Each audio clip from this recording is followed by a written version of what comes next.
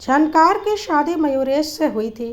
मयूरेश और उसका भाई संदेश दोनों की एक ब्रेड और बिस्किट बनाने की फैक्ट्री थी जो बहुत अच्छी चलती थी। झनकार ज़्यादा पढ़ी लिखी नहीं थी, थोड़ा बहुत लिखना पढ़ना जानती थी और साइन करना जानती थी, लेकिन वह अपने बच्चों को पढ़ा लिखा कर बहुत आगे बढ़ाना चाहती थी। इसलिए उसने अपने बच्चों को शहर के सबसे बड़े स्कूल में डाल रखा था। झनकार की शादी के 5 साल बाद उसके देवर संदेश की भी शादी दरिया से हो गई थी और दरिया झनकार की देवरानी बनकर घर में आ गई थी। झनकार कभी भी मयूरेश के बिजनेस पर ध्यान नहीं देती थी और ना ही कोई मतलब रखती थी, लेकिन दरिया बिजनेस पर पूरा ध्यान देने लगी थी और संदेश से बिजनेस के बारे में सारी जानकारी लेती रहती थी। साथ ही वह झनकार से ज़्यादा पढ़ी लिखी भी थी। झनकार की शादी के वक्त उसकी सासू माँ जीवित थी, लेकिन उसकी शादी के 2 वर्ष बाद उनकी मृत्यु हो चुकी थी। और अपने देवर संदेश की शादी झंकार और मयूरेश ने ही की थी। दरिया जब से इस घर में आई थी, झनकार के ऊपर हावी होने की कोशिश करती थी, लेकिन झनकार बहुत सीधी सादी थी, इसलिए ऐसा कोई बड़ा विवाद हुआ नहीं था। समय ऐसे ही गुजर रहा था। झनकार की शादी को लगभग 10 वर्ष हो गए और दरिया और संदेश की शादी को भी 5 वर्ष हो गए। एक दिन झनकार की दुनिया उजाड़ देने वाली खबर झनकार को मिली कि उसका पति मयूरेश रोड एक्सीडेंट में चल बसा। बुरी तरह से टूट गई थी झनकार। कुछ समझ में नहीं आ रहा था उसे। खैर, अब वह क्या कर सकती थी। जो होना था हो चुका था। 1 महीने का वक्त बीत गया। पूरा बिजनेस अब संदेश के हाथों में आ चुका था, या फिर ऐसा कहा जाए दरिया के हाथ में आ चुका था। अब दरिया जैसा चाहती थी वैसा ही घर में होता था। धीरे धीरे झंकार को ऐसा लगने लगा कि घर में उसके और उसके बच्चों के खर्चे में बहुत ज़्यादा कटौती होने लगी है। हर बात पर दरिया रोक टोक करने लगी है और यही बोलती है, पैसे पेड़ पर नहीं उगते, थोड़ा हिसाब से घर चलाया करो। झनकार मजबूर हो गई थी, क्योंकि वह ज़्यादा पढ़ी लिखी नहीं थी और उसे पता था वह अपने पति की फैक्ट्री में जाकर कोई काम नहीं कर पाएगी, क्योंकि उसे कोई जानकारी ही नहीं है। इधर दरिया और संदेश उसके ऊपर हावी होते जा रहे थे और उसके ज़रूरी खर्चों में भी कटौती कर रहे थे। एक दिन झनकार ने खुलकर इस बारे में संदेश से बात की तो संदेश ने बोल दिया, देखो भाभी, अब भाई तो रहा नहीं। पूरी फैक्ट्री मैं अकेले ही देख रहा हूँ और अब फैक्ट्री उस तरह से चलती भी नहीं, बिल्कुल घाटे में जा रही है। मैं इसे अब और नहीं चला सकता, इसलिए मैं अब इस फैक्ट्री को बंद कर दूंगा। तो झनकार ने बोला, फिर घर का खर्चा कैसे चलेगा? तो दरिया ने बोला, वाह आप जानो, आपको ही तो सारा हिसाब चाहिए होता है। जैसे तैसे संदेश खर्चे तो चला रहे हैं, पर आपको उसमें भी कमियां लग रही हैं, तो वह भी क्या करेंगे? आपको ऐसा लगता है कि आपके पति का भी आधा हक है फैक्ट्री में, इसलिए आप उनके ऊपर दबाव डालती रहती हैं। इससे अच्छा इस फैक्ट्री को बंद कर दिया जाए, या आप अपने हिस्से की फैक्ट्री खुद चला लो। दरिया ने जानबूझकर यह सब कुछ बोला था, क्योंकि उसे पता था झनकार के बस की नहीं है कि वह फैक्ट्री चला ले। झनकार भी चुप हो गई और सोचने लगी कि अभी कम से कम फैक्ट्री है तो या तो है कि उसमें आधा हिस्सा मयूरेश का है, कम से कम उसका खर्चा तो चल रहा है। अगर फैक्ट्री बंद हो गई तो वह क्या करेगी? इसलिए वह चुपचाप वहाँ से चली गई। दरिया और संदेश खुश हो गए कि अब कभी झनकार उन्हें कुछ भी बोलने के लिए नहीं आएगी, लेकिन झनकार की हालत घर में दिन ब दिन बदतर होती जा रही थी। जहाँ संदेश और दरिया अपने बच्चों के लिए अच्छे कपड़े लाते और अपने बच्चों को खाने के लिए फल मिठाई ला कर देते, वहीं झनकार और उसके बच्चे साधारण खाना खाने को भी तरस जाते और उन्हें गिनकर रोटियां मिलती। फल दूध और सब्जी तो दूर की बात थी, और अगर कभी गाहे बगाए झनकार कुछ बोल देती तो दरिया और संदेश का यही डायलॉग होता, आपके पति का हक है तो आप जाकर फैक्ट्री संभाल लो, हमसे जितना बन पड़ रहा है हम कर दे रहे हैं। और झनकार चुप हो जाती, क्योंकि उसके मन में बहुत डर बैठा था कि वह बाहर जाकर कोई काम नहीं कर सकती, क्योंकि वह ज़्यादा पढ़ी लिखी नहीं है। इसलिए उसकी हिम्मत भी नहीं पड़ती थी अपने हक के लिए आवाज़ उठाने की। इसलिए अब झनकार ने घर से ही थोड़ा बहुत सिलाई का काम शुरू कर दिया था, ताकि अपने बच्चों के ऊपरी खर्चे तो पूरे कर सके, जिससे दरिया और संदेश को कोई दिक्कत नहीं थी, बल्कि वह तो खुश थे। सच यह था कि फैक्ट्री किसी घाटे में नहीं जा रही थी, बहुत अच्छी चल रही थी और सारा का सारा पैसा संदेश और दरिया अपने खुद के पास रख रहे थे और झनकार और उसके बच्चों के खाने के लिए रोटी भी गिन कर देते थे। बहुत कुछ चल रहा था दरिया और संदेश के दिमाग में, जिससे झनकार अनजान थी। लेकिन कुछ दिनों के बाद तो हद ही हो गई। झनकार के बच्चों की फीस पिछले 3 महीने से नहीं भरी गई थी, जिसकी वजह से उन्हें स्कूल से वापस लौटा दिया गया। और झनकार फिर अपने देवर संदेश के पास गई और बोली, मेरे बच्चों की फ़ीस तो कम से कम भर दो, मैं और कुछ नहीं मांग रही, मेरे बच्चे पढ़ लिख जाएं, यही बहुत है। तो संदेश ने फिर वही रोना शुरू कर दिया कि मैं क्या करूं, खुद को बेचकर आपके बच्चों की फ़ीस भरूं क्या? बोल तो रहा हूं, फैक्ट्री घाटे में जा रही है, जैसे तैसे तो मैं उसे चला रहा हूं। झनकार को कुछ समझ में नहीं आ रहा था। मयूरेश को गुजरे 6 महीने बीत चुके थे और 6 महीने पहले तक अच्छी खासी चलने वाली फैक्ट्री एकाएक इतने घाटे में कैसे चली गई? वैसे उसे समझ में तो आ रहा था, लेकिन वह कुछ कर नहीं पा रही थी। लेकिन इस बार झनकार ने बोलने की सोच ली थी और उसने बोला, ऐसा नहीं हो सकता। संदेश, जो फैक्ट्री 6 महीने पहले तक इतनी अच्छी खासी चलती थी कि हम रईसों वाली ज़िंदगी जीते थे, एकाएक वह इतने घाटे में नहीं जा सकती। तो इस बार दरिया झनकार से लड़ने के लिए आ गई और बोलने लगी, तो एक काम करो भाभी, तुम अपने फैक्ट्री का हिस्सा ले लो और खुद चला लो, या फिर संदेश एक काम करो, फैक्ट्री बंद कर दो।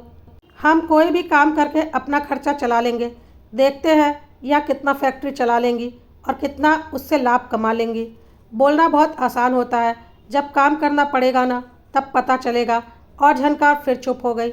लेकिन झनकार किसी भी कीमत पर अपने बच्चों की पढ़ाई से समझौता नहीं करना चाहती थी, क्योंकि आज वह पढ़ाई की कीमत समझ रही थी।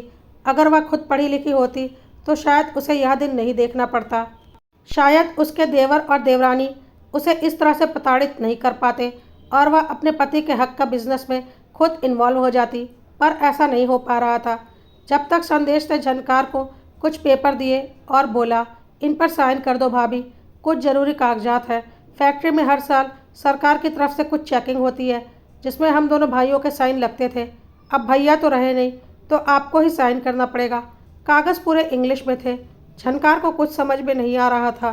संदेश वह पेपर झनकार के हाथ में थमाकर वहाँ से जा चुका था और झनकार उस पेपर को अपने कमरे में रखकर अपने बच्चों के स्कूल जाकर कुछ और मोहलत मांगने की सोच रही थी, ताकि वह अपने कुछ गहने बेचकर उनकी फ़ीस भर सके और साथ ही ऐसी जगह पर काम ढूंढ सके जहाँ पढ़ाई लिखाई की ज़्यादा ज़रूरत ना हो और कम से कम बच्चे के फ़ीस के लायक पैसे तो उसे मिल ही जाए।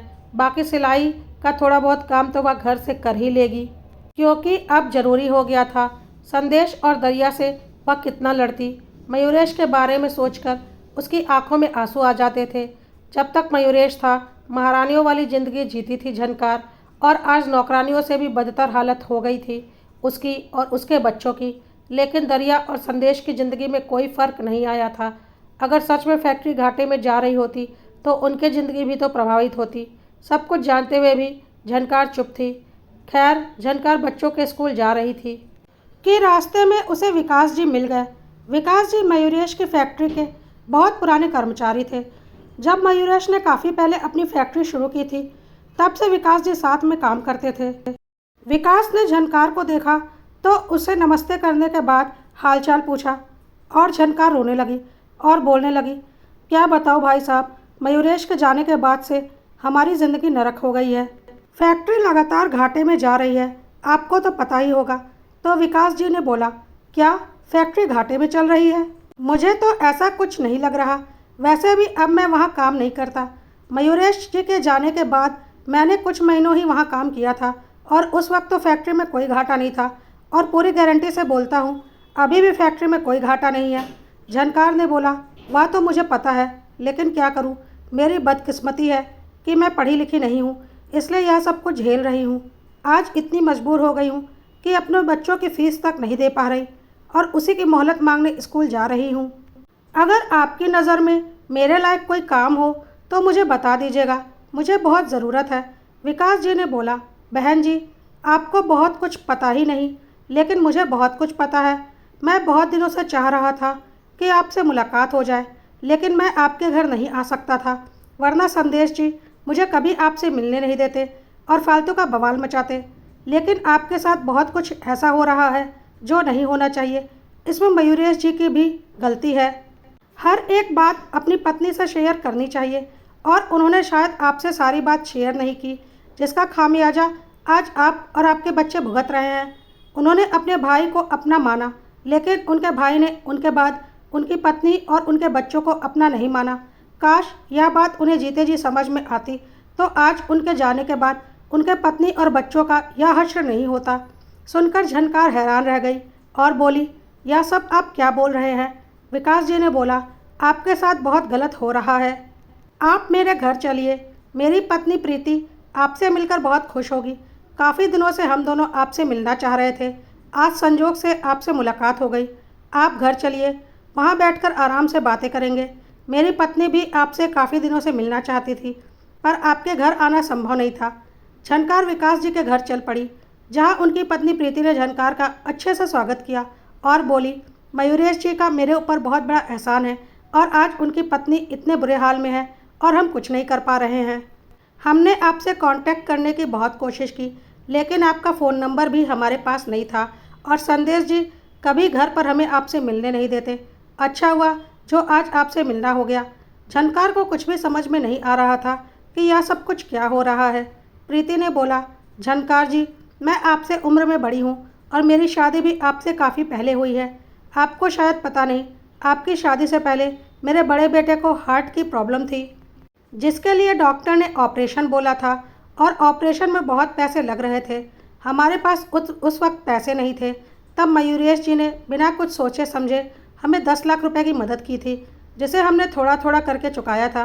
कभी भी मयूरेश जी ने हमारे ऊपर कोई दबाव नहीं डाला, बल्कि वह यह भी बोलते थे, कोई बात नहीं, बच्चे की ज़िंदगी से बढ़कर यह पैसा नहीं है। और आज देखो, उनके खुद के बच्चे की फीस के लिए तरस रहे हैं। सुनकर झनकार की आंखों में आंसू आ गया। विकास जी ने आगे बोला, झनकार जी, मैं आपको आज एक ऐसा सच बताना चाह रहा हूँ जिसे सुनकर आप अंदर तक हिल जाएंगी, लेकिन यह सच आपका जानना बहुत ज़रूरी है। और मयूरेश जी की गलती है कि उन्होंने इतनी बड़ी बात अपनी पत्नी से शेयर नहीं की, जो कि उन्हें ज़रूर करनी चाहिए। पति पत्नी को एक दूसरे से छोटी बात भी शेयर करनी चाहिए, वरना अगर किसी एक को कुछ हो जाता है तो अगले के साथ बहुत कुछ हो सकता है। झनकार को कुछ समझ में नहीं आ रहा था कि विकास जी किस बारे में बात कर रहे हैं और उसने बोला, विकास जी, आप क्या बोल रहे हैं? प्लीज़ ज़रा खुलकर बोलिए। विकास जी ने आगे बोला, झनकार जी, पहली बात तो मैं आपको यह बताना चाहता हूँ कि मयूरेश जी की एक करोड़ की लाइफ इंश्योरेंस पॉलिसी थी। इसके बारे में शायद आपको कुछ पता नहीं था, शायद उन्होंने आपको नहीं बताया था। यह उनकी बहुत बड़ी गलती थी। मुझे कहीं से पता चला है कि आपके देवर संदेश ने इंश्योरेंस कंपनी वालों से मिलकर कागज़ों की हेर फेर करके मयूरेश जी को कुंवारा दिखा दिया और इंश्योरेंस का सारा पैसा क्लेम कर लिया। जो 1 करोड़ रुपए आपको मिलने चाहिए था, वह संदेश ने हड़प लिए बेईमानी से, और आपको इस बारे में कुछ पता ही नहीं।